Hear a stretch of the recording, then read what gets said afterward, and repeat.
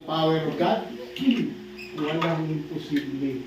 Si Mercy dati, no third year college pa lang yan, na-detect na may bukol sa matris. Ilan yun? Dalawa? Isa. Ang advice talaga ng doktor is tanggalin, tirahin. Nag-pray kami kasi sabi ng bata sa akin, paayaw ko ng opera. Nagtitisi sila noon.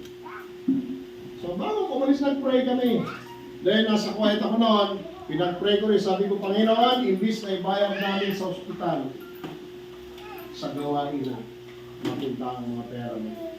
Sumuporta sa mga pastor. Tingnan nyo, hindi si Mercy na opera. Dumating na lang sa akin ang balita, sabi niya pa, nahihilo ko. Alos mawalan ako ng malay sa sakit ko. Sabi ko, pacheck ka ulit sa doktor, talagang ipa-opera na yan. So nagpacheck siya sa doktor, wala nang bukol. Nag-ultrasound siya ulit. Wala nang nakitang bukol ng doktor. May imposible ba sa kapangyarihan ng Diyos? Wala na kapatid. Kaya sabi ko natin, learn from the past. Natuto na kami bilang pamilya na sa kapangyarihan ng Diyos, walang imposible. Matuto tayong tutunganang magtiwala sa Panginoon. Kaya sabi natin, trust in the supernatural power of God. Not only that, without question. Ang dami kasi gini-question yung Diyos eh. Bakit? Kailan ba ako? Sa Diyos, bakit? Kaya na nangyari ito. We have to have faith in God without questioning the Lord.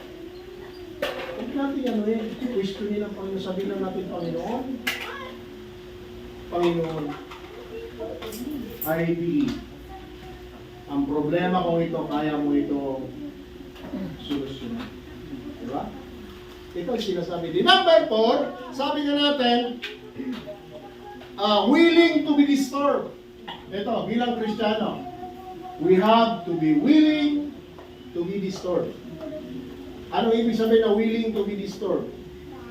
Kamakailan, di ba sinabi ko sa inyo, nakita niyo yung dinaan namin dito, dinaan namin dito payat na tao. Hindi naman namin kamag-anak yan, hindi naman namin kilala yun. Ang member sa church, nagsisimba sa church, yung bata, yung anak niya. Kaya lang, hindi siya nakakapag-aral kasi nga yung tatay hindi makapag-hanap buhay. Alam niyo, pinurpose namin, sabi ko, ipagamot natin. Para pag gumaling yan, makabalik sa trabaho, sa hanap buhay, mapag-aaral lang ano. Ang problema doon, pag nakikita ako, tumatakas yun. Kaya, alam na pupunta ako sa bahay nila, umaalis. Pagdating ko doon, nasa si Papa nyo? Nasaan yung asawa mo? Nandun, pastor, saan dyan? Pero one time, hindi niya na kaya. Hingal na.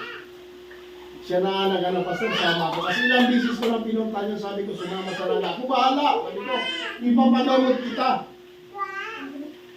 Ibig sabihin, nung kasama ko na rito, pagdating sa bahay, dinala ko sa ospital, 1 linggo mahigit. Nakaratay sa ospital. Bakit we are willing to be disturbed? Ang Kristiyano dapat ready na maistorbo para sa kapakanan ng iba. Hahatiran ko ng pagkain sa umaga, hahatiran ko ng pagkain sa hapon. Sa hapon, hihingin ko yung labahan. Yung labahan nyo. Kasi dalawa sila eh. Yung labahan nyo at labahan ko. Bukas dadalhin ko. Nahigit 1 linggo. Ang nakakatuwa doon sa kanilang kwarto, may mga matatanda. 90 years old pataas, 3. So nung nadalaw ako minsan, nag-share ako. Sabi ko, binibigyan kayo ng pagkakataon ng Diyos ng pagkakataon na makapagbalik ko kaya kinahaba na Diyos ang buhay niyo.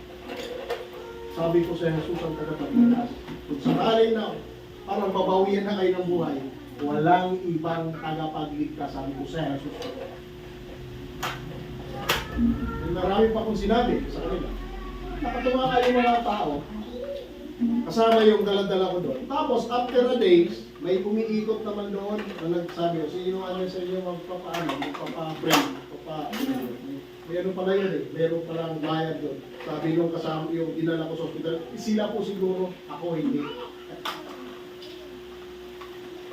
Kaya sabi ko, ang totoong paglilingkod sa Diyos, we were willing to be restored. Diba? Kita mo, nung bumalik, nung pinalabas na ng doktor, hindi ko naman sinabi, magsimba yun. Hindi ko sinabi, magsimba yun. Pero nung nasa bahay siya, pinababasa ko siya ng Bible. Wala siyang magawa eh. O, basahin mo, sabi ko. Sabi sa 1:12. Ano sabi dyan? Ang lahat na sa kanya ay nanalig at tumanggap, sa kanila binigay ang karapatang maging anak ng Diyos. Ano ka sa palagay mo? Anak ka ba ng Diyos? You have to analyze. Ano sinasabi dyan? Ang binibigyan ng karapatang maging anak ng Diyos, yung tumanggap kay Jesus. So, ganun lang. Ulit. Pinababasa ko sa kanya. Noong pag-uwi ka na, the very first Monday, Sunday, nagsimba. Hindi lang siya, kasama ang asawa. Ngayon, every Sunday, nagsisimba. Kanina nga lang, hindi nakapagsimba kasi nga nanghina daw. Kasi ang sakit noon, sugar. Pag yung tumataas, pala nanghina. Dinalaw ko bago ako umalis. Oh, bakit sabi ko hindi kayo nakapagsimba? Pastor, sabi niya nakabihis na. Yung asawa kasi may lagnat. May lagnat, kaso. Nakabihis na pastor, kaya napapunta na lang doon ang hina. Bumalik. Hindi ko niya kaya. Pero nag-pray kami. Pero ano sabi niya? Pastor, salamat. Nakikita ko yung kanilang pagpupursige. Sabi ko, patuloy kayo, huwag kayong titingin kasi ang nilalapitan ng Panginoon. Makikita mo. Yung mga matatanda doon na uma-attend ng Seniors Day, kikita mo, 80 plus. Kaya talaga sabi ko, willing to be disturbed. Dito sa Nalayahan, kinakailangan natin lumabas sa ating mga comfort zone. Ang ibig sabihin nito, makadalaw mo lang sa mga kumari, makadalaw mo lang sa mga kaibigan.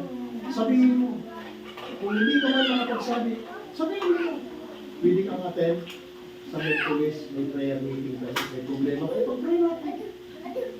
O ipag-pray ka ni Pastor. Pero huwag niyo sabihin na si Pastor na nagpapagaling. Sabi niyo sa Jesus na nagpapagaling. Kasi minsan sa Saudi Arabia, yung kumalingado na babae na nilabas din ng hospital, ako naman ang ginamit ng Panginoon na mag-pray noon, nilabas na rin ng hospital yung taga-pili. Oh, iuwi na lang dahil ang baho na ng babae, bulok ng matres.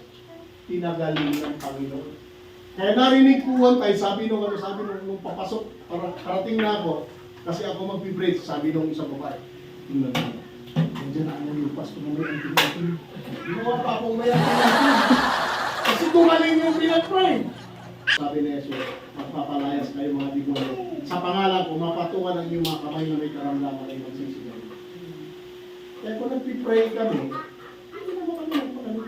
Kung sinasabi ko lang Panginoon, sinabi mo na ang mga sasampalataya magkakaroon ng ganitong kapangyarihan. Hindi ko man kayang paniwalaan, pero sinabi mo, sa pangalan mo, may kagalingan.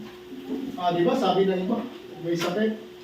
Si Jay dati nung maliit pa, kahit anong sakit yan, pag napag-pray na, gumagaling na. Kasi naranasan ko minsan, iba dyan sa may ano na yan, tambungon. Maliit pa yan. Wala namang kalsada noon. Pag ipa-doktor mo, punta ng Mercedes, lakad pa kami dahil isang oras. Gravel lang lahat ng bata. Ano lang ginawa ko? Pagtitiwala sa Panginoon, sabi ng Panginoon, di ba niyawa ang nila? Kaya mo pa rin. Doon ko naranasan yung napakainit, nawawala ang init. Diba? Kung may mga anak kayo, mga kapamilyang, hindi mo na kailangan patong yung inyong Panginoon, sabihin ng Panginoon sa kapangyarihan ng inyong pangalan. Na nagpapagaling. Mayroon kayo yan. Kaya, willing to be disturbed. Sabi nga dyan, be a responsible servant. Saan kayo nandun? Halimbawa, dito kayo sa Nalaya, tayo sa Nalaya. Dapat responsible tayo. Yung mga hindi pa nakakapakinig dyan. Isa kayo sa dapat na lumalabas. Hello! Ginagawa ba natin yon? Ha? Nag-iingita man lang na tayo? O tayo pa mismo nahihirapan sa sarili natin? Ang Kristiyano dapat may ginagawa. Ang sabi niya, responsible servant. Following the order in order to be blessed. Sabi ba ng Panginoon, paupuin sila. 50, 50, 50. Follow the order. Opo. Sa palagay nyo kaya, kung hindi yun sumunod, pinagpala sila ng Panginoon? Hindi. Kaya do not expect any blessing without following His order. Diba? Kung hindi naman tayo nasunod sa Panginoon, ano asa kang pagpapalayan ng Diyos? Hello? Kaya ano sabi ng Panginoon? Seek ye first the kingdom of God in His righteousness. Ang sabi doon, hanapin niyo muna ang aking kaharian at ang aking katuwiran. Lahat ng bagay, idadagdag na. Ang sabi ng Panginoon, pag nakita ng Panginoon na tayo, we are willing na nagbibigay ng panahon sa Kanya. Kaya ang sabi dyan, righteousness. Magsimula tayo mag-step sa pamumuhay na matuwid.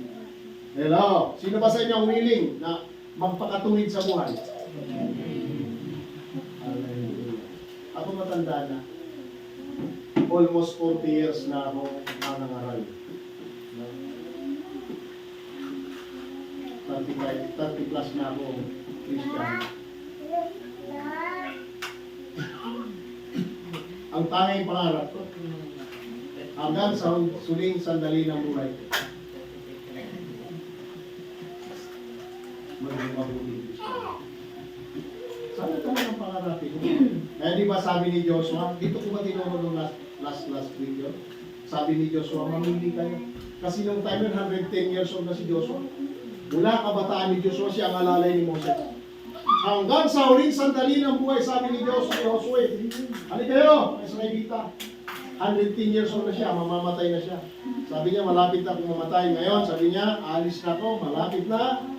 Mamili kayo kung kanino kayo maglilingkod. Sa Diyos-Diyosan, ng inyong mga nilunok dyan, kung saan pinakatula. O sa Diyos na ating pinaglingkuran na nagtawid tayo sa Egypto. Pero sabi ni Joshua, pero ako, pakinggan nyo, sabi ni Joshua ganito, pero ako at ang aking sambahayan, sa Diyos kami maglilingkod. Sana mangyari ito, mga kapatid, mga bata, mga nanay na nagsisimulang nanay, nagsisimulang magulang. Sana dumating itong panahon na ito. Na yun ang maging desisyon nyo. Hanggang sa huling sandali ng buhay nyo, magiging mabuting Kristiyano ako, Panginoon. Hindi ba natin ipalakpan natin ang para sa mga? Alam nyo, sabi dyan, and the Lord will bless us. Yung order, pag sinunod natin, pagpapalain tayo ng Panginoon. Ano ang pamagat ng ating pinag-aralan? Learn from the past. Matuto na tayo sa mga nakalipas na yan. Ano? Matuto tayo. Number 1, we have to be proactive. Remain compassionate, manatiling mahabagin. Number 3, it needs great faith. Para tumibay ang ating pananampalataya, dapat lagi tayo nagbabasa ng Bible, lagi tayo nakikinig ng sermon. Then number 4, they were willing to be restored. Kaya halimbawa, ating gabi, ito. Tulungan mo naman kami. Willing. Hindi kita magturug-turugan. So, let us stand up. We will pray. Pasalamat tayo sa Panginoon. So, let us pray. Panginoon, sa gabi po ito, kami po ay nagpapasalamat sa kabutihan at katapatan mo. Panginoon, bagamat magulo ang mga bata, naniniwala ako na ang salita mo ay tumitimo sa bawat puso, Panginoon. Sa aming mga buhay, hayaan mo, Panginoon, na uuwi kami, maghihiwa-hiwalay kami, na natanggap namin ang kapayapaan at ang nagagaling lamang sa iyo. Panginoon, sa mga may sakit, dininiglara namin ang kagalingan sa kapangyarihan ng pangalan ng Jesus. Ula-ulaw ang talampakan sa kanila na nakararanas ng sakit. Sinasaway namin ito sa pangalan ng Jesus. Panginoon, maging sa gabi ito, pinagkakatiwala kong patuloy ang pamilyang ito. Panginoon, ang pamilya ni Dini, ang pamilya ni Valintes, ang pamilya, Panginoon, ni Maria at Padidyon, Panginoon, sa lahat ng pamilya nandito at mga anak, ang pamilya ni Nongnong, Panginoon, Yahweh o Diyos ng Israel, sa kamay mo, kinatagulingin po namin ang bawat isa sa kanila. Ilayo mo po kami, protektahan mo kami laban sa lahat ng pakana ng Diablo, sa lahat ng pakana ng tao. Ama, sa pangalan ni Jesus, salamat. In Jesus' name, Amen.